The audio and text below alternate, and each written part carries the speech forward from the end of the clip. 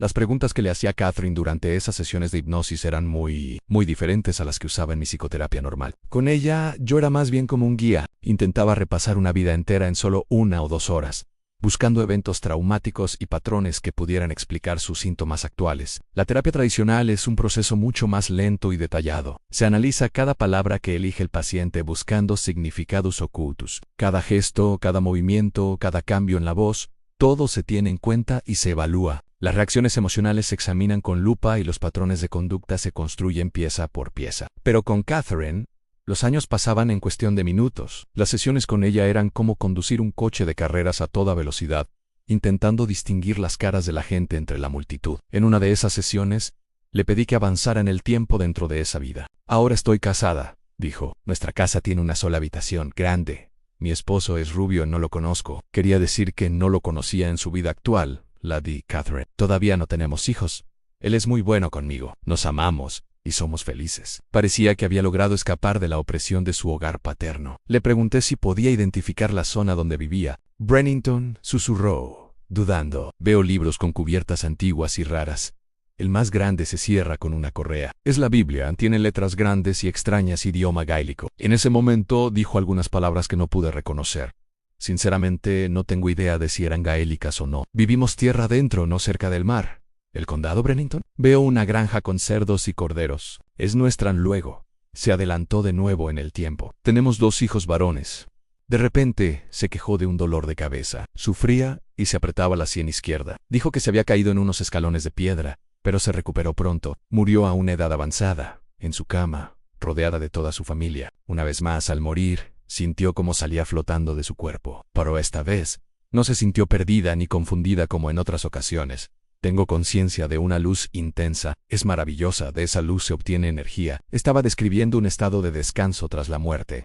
Un espacio entre 2 vidas. Pasaron unos minutos en silencio, y de pronto, habló de nuevo, pero no con el susurro lento que había usado hasta ese momento.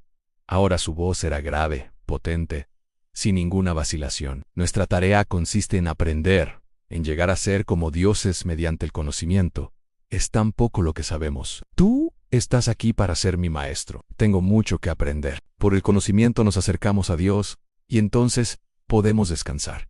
Luego regresamos para enseñar y ayudar a otros. Yo me quedé mudo. Era una lección posterior a su muerte, que venía directamente de ese estado intermedio entre vidas. ¿De dónde salía todo esto? No sonaba en absoluto como Catherine. Ella nunca había hablado así, ni con ese vocabulario ni con esa seguridad. Hasta el tono de su voz era completamente diferente. En ese momento no lo entendí.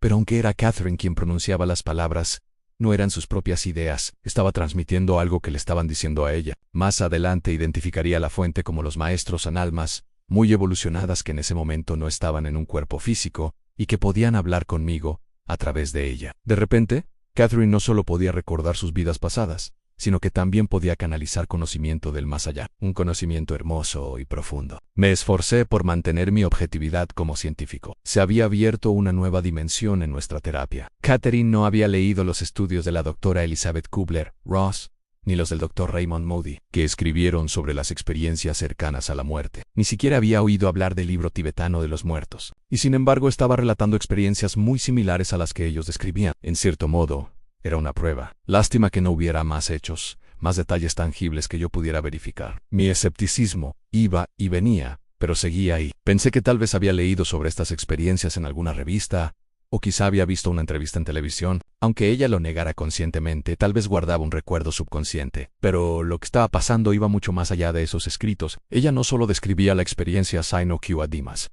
Transmitía mensajes desde ese estado intermedio. Me lamentaba de no tener más datos concretos. Cuando despertó de la hipnosis, Catherine recordó, como siempre, los detalles de su vida pasada como Elizabeth, pero no recordaba absolutamente nada de lo que ocurrió después de su muerte en esa vida. En el futuro, nunca recordaría los detalles de esos estados intermedios. Solo podía recordar las vidas. Por el conocimiento nos acercamos a Dios. Estábamos en el camino correcto, un camino que ni ella ni yo podríamos haber imaginado al principio de todo esto. Gracias por acompañarme en este increíble relato. Si te ha parecido tan fascinante como a mí, no olvides darle a me gusta, suscribirte y activar la campanita para no perderte las próximas partes de esta historia. Nos vemos en el próximo video.